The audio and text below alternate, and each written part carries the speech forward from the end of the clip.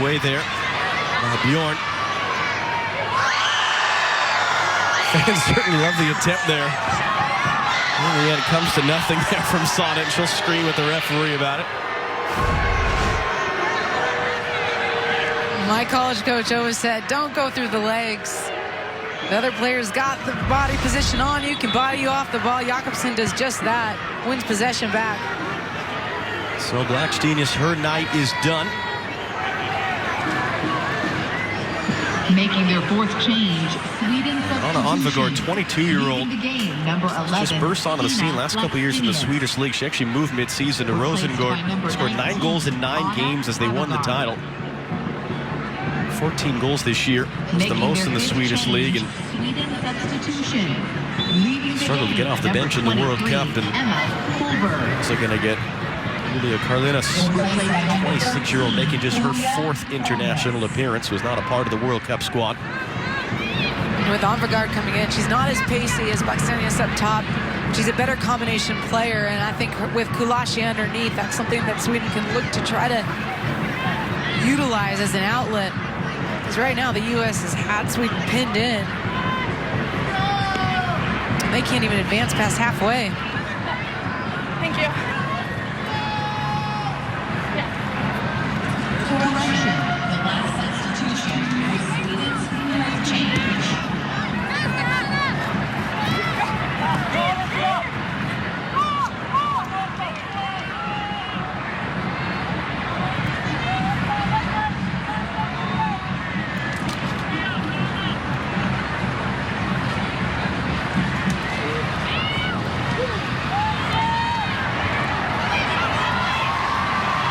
On the run, Williams trying down the end of it.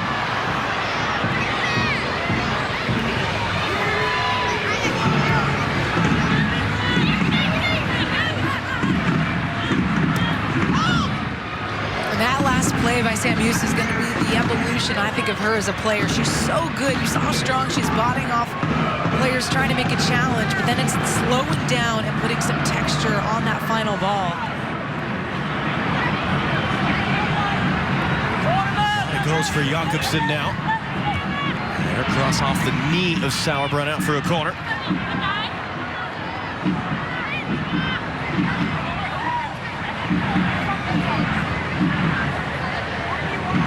Listen, they're not as busy as her counterpart.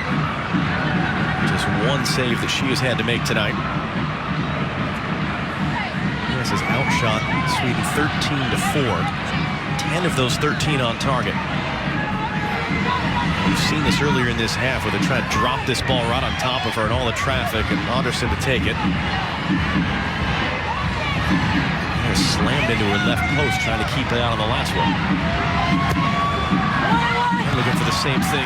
Short there with a touch. It's going to be out for another corner.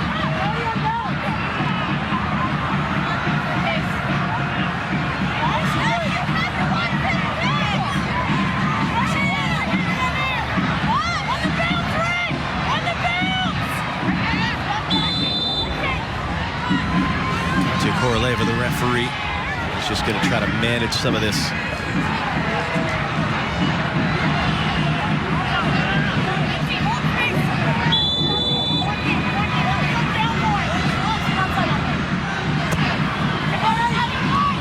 Listen a bit further out. Lloyd got a header. Short there, a touch. Back round it goes to Anderson. Half-hearted appeals for a handball there as that cross was blocked. Sweden does well to keep it in the end as the U.S. is looking to break out. It's clipped in here now. Rolled back in front, and there's a goal. It was Bjorn on the cutback, and it's Onvegård who's celebrating the goal there.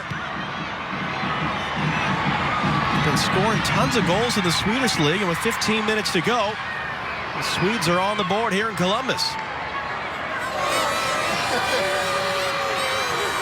And it looked a little haphazard initially. Here's the poor clearance by the U.S. They can't clear their end. And it's that touch right there. Coming back into Bennison. The vision of the 17-year-old and the texture of that final ball is something special. An immediate impact.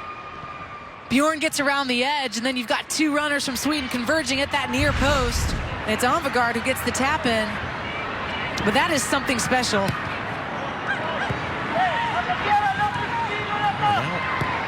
Got some momentum here. See if they can do anything with it. That pass was too far for Jakobsen.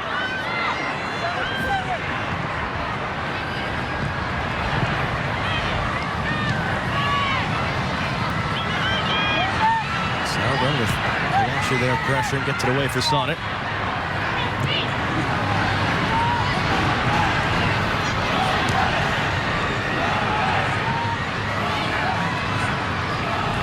Left, and this was one-way traffic for most of it, but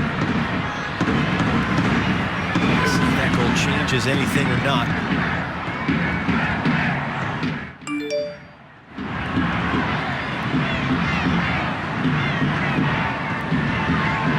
It's moving through the pass for Pugh to chase, and alert Lindahl there up off the line to come get it. Sauber rising up there on the guard.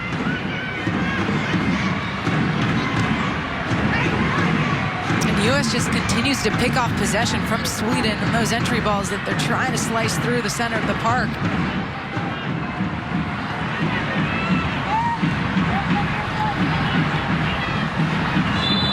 Lloyd drawing the foul there for Bjorn. Well, here's the last look at the special touch by the young 17-year-old Bennison in behind to Bjorn. And listen, Nair has to cover that near post. Sweden knows it. Glancing touch back across her. Just her second international goal for Anvergaard for all the goals that she scored in the Swedish league. Second in 14 internationally.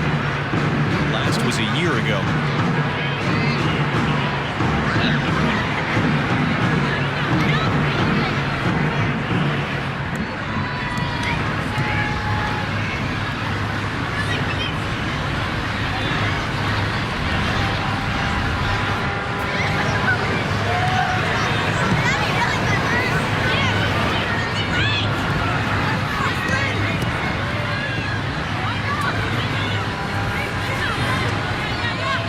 This one's coverage is sponsored by Allstate. You're in good hands with Allstate.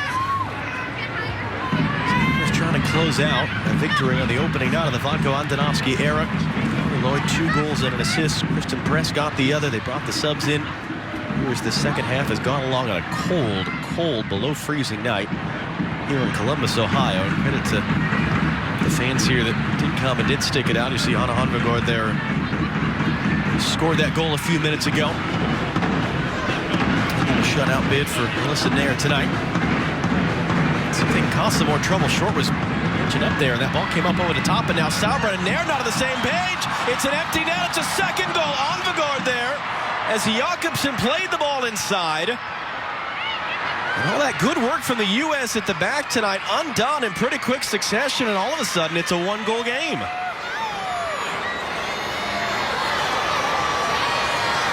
One of the few times they've tried to play a ball in behind into a wider area.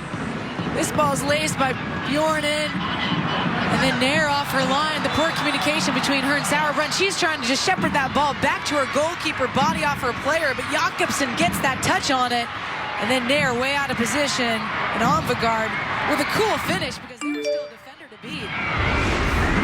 So 1 goal in 13 international appearances for the 22-year-old Anvergaard, and she's got 2 in about 5 minutes here.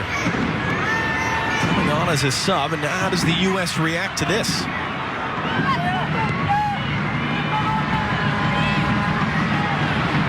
Sauerbrunn taking the space forward. Lloyd looking to roll that in. Long run for Horan, not going to get there.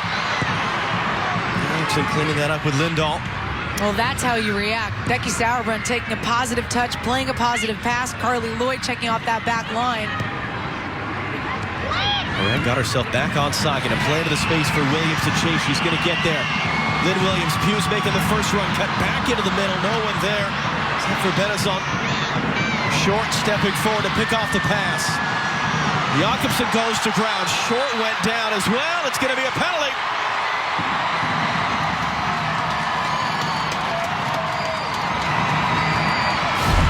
And it really hasn't been a game that has been about the left side of the U.S., the right side of Sweden. This time, Casey Short gets the better of Jakobsen. No VAR on this one. No VAR. Credit to Short for making the play. Jakobsen going to ground there. And it will be Carly Lloyd who will attempt to seal her hat trick tonight. 2 first-half goals, including a gem of a chip over Hedvig Lindahl. And Lloyd an opportunity from the spot to grab her 3rd of the night. And she puts it up over the bar.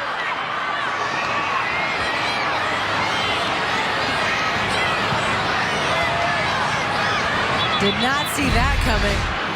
Well, here's a look at the foul on Casey Short. Jakobsen trying to recover, and I think Casey Short trips herself up before Jakobsen even gets there. And then Lloyd blows that one over the top.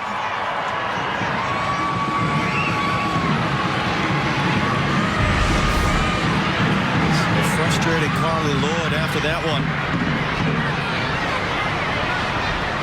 2 more subs coming for Sweden right now.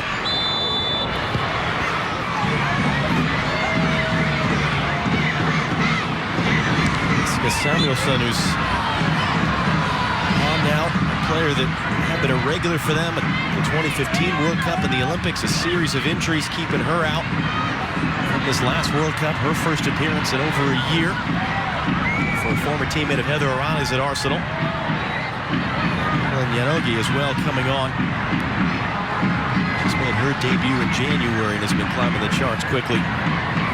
So 6 subs in total made by Sweden now tonight. The U.S. have made 4. And Yanogi's a spark plug off the bench. Player that's so good running at the opposition. Sofia Jakobsen. Space there for Kalashi to chase, and Sabra cleans it up. And there sends it right out. Well, this thing has a really different feel to it in the last 10 minutes or so. The first 70. Jakobsen getting a dangerous cross in. Sabra was defending there. Moran comes away with it. Williams wants the ball to chase. And it's not the right angle. And look, it can be part of the substitutions. You talked about the break of rhythm that happens when players come into the match, but I also think as soon as Sweden scored that goal, it becomes more difficult for the U.S. to play out. They're under more pressure mentally. Now the second goal comes in, and they just don't look as confident when they're trying to play out the back. The resolution has to be there. View from Short. Lloyd wants it through. She's going to get it. Flag comes up for offside. The play's dead.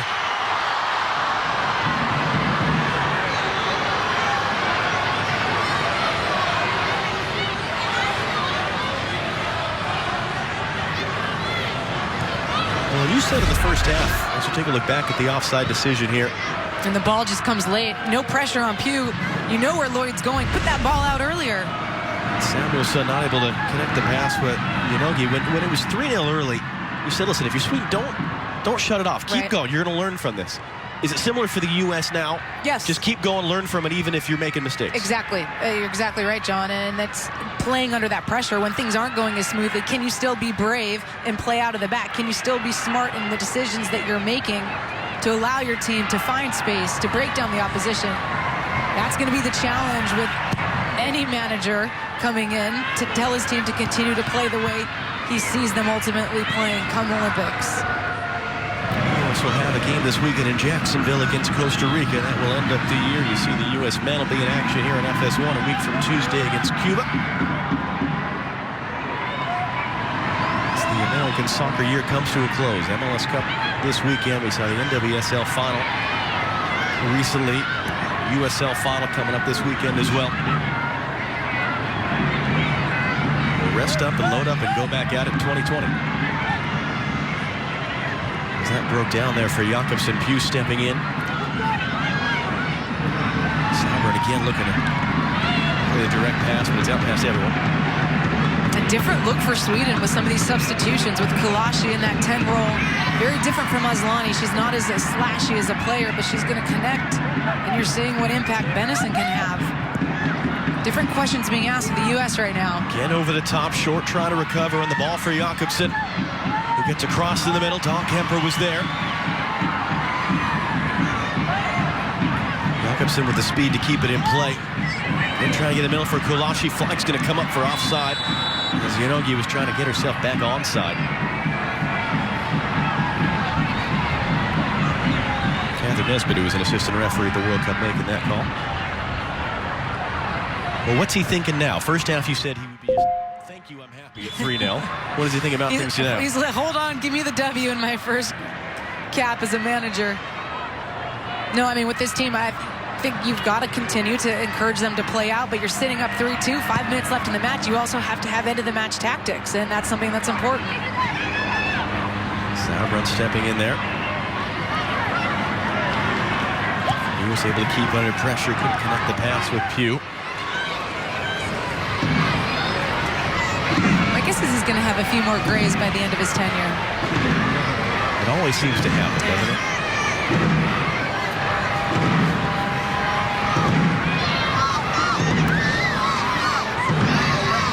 Pass breaks down.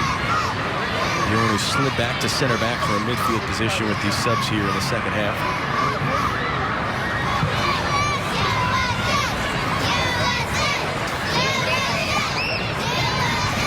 And the teenager Benison stepping in there to try to win the ball, although Pugh picks it back up for the U.S. Now can they keep it?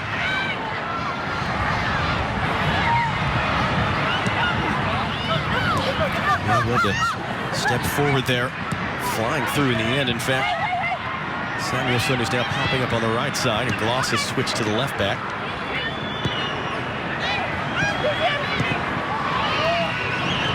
Short intercepting that one.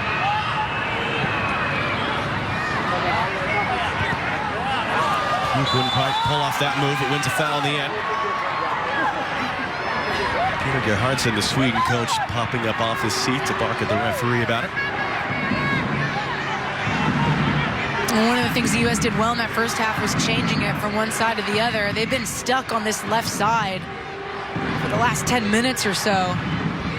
Whether it's Sauerbrunn dropping and getting the ball in a deep position so she can spring the other side, or a midfielder playing out, they've got to figure out how to get it over to the weak side. Comes down. Sonnet looking long. Williams was coming back towards it. Lloyd got the touch in front of the defender. Carly Lloyd now a chance to complete the hat trick. She's pushed off it. Mewis the late run. Her shot was blocked. It looked like a handball on Jakobsen, and it is.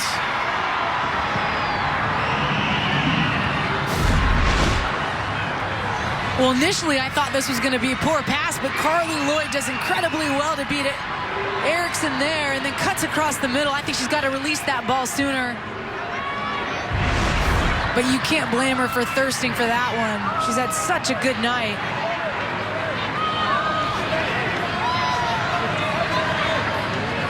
The U.S. will take this time. They'll take their time on the free kick. Ball's made 7 saves officially tonight. 10 shots that she has faced on target. Sullivan now standing over the free kick. She was looking over at Dr. Andonovski to get instructions for it.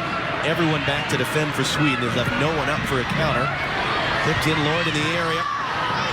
Couldn't get to it. Renazon as far as Sonnet. The pass to Yanogi now. Eriksson on the near side, and it's good work tracking back there by Williams to prevent that pass. Mewis into the space for Lloyd. The ball's going to come all the way out there to pick this up.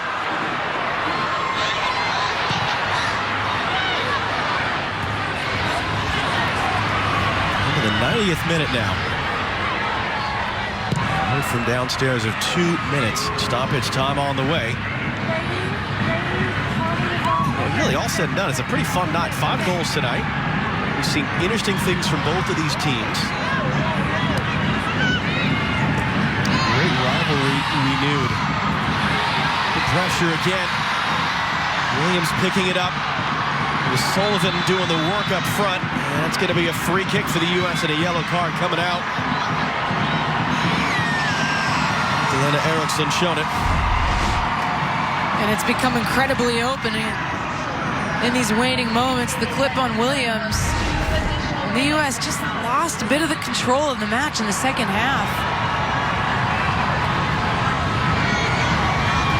So into 2-minute stoppage time. Vlatko trying to catch her breath from that sprint out of her box up in the midfield. And Sullivan again to play this ball in. And Sonnet peeling away on the far side is an option. She'll get it.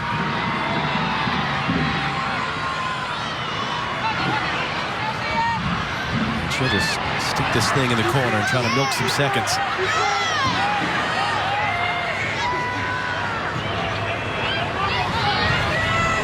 Sullivan, Sonnet, trying to return and does. Anderson and Sullivan battling down there in the corner, and it's going to be a corner for the U.S. 1 minute exhausted. Here of the two in stoppage time. As Alexi Lawless said, no one remembers the how, they only remember the what. Did you win or did you not? That man is almost there to a win in his first game as coach of the United States. Some of us remember the how. Time enough for one more attack for Sweden.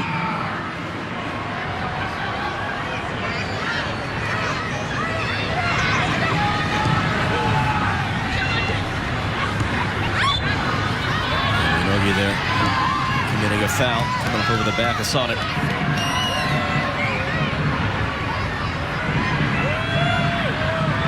The 9th full-time head coach in what is now the 35th year of international competition for the women of the United States.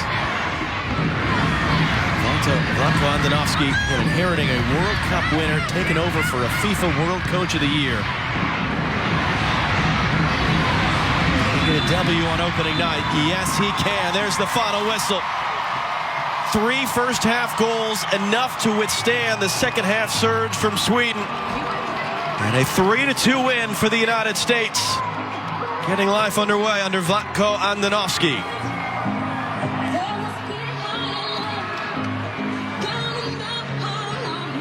Allie, what's your takeaway from this? Biggest winner, Carly Lloyd. Besides Vlatko getting that W, that number 9 role is up for grabs with Alex Morgan out with pregnancy. Yes, she's going to try to make a comeback, but Carly Lloyd made a statement tonight. She was incredibly active. I think the way that she helped the team advance into the final third was as important as her 2 goals. Could have been 3 with that penalty. But Carly Lloyd had a massive night. And look, he had 4 or 5 days of training. This is just the beginning. Let's not take anything out of context. This is a new era, and what this team looks like in 3 months, 5 months from now is not what we're seeing tonight, but it's still a good start. For that matter, a matter of weeks, really, going into the new year and opening camp in January and the Olympic qualifiers at the end of January. The clock ticking quickly as the U.S. tries to turn it around. Lloyd and Aslani, former teammates actually at club level at Manchester City, having a chat at the end there. Couldn't get her hat trick. Put the penalty up over the bar.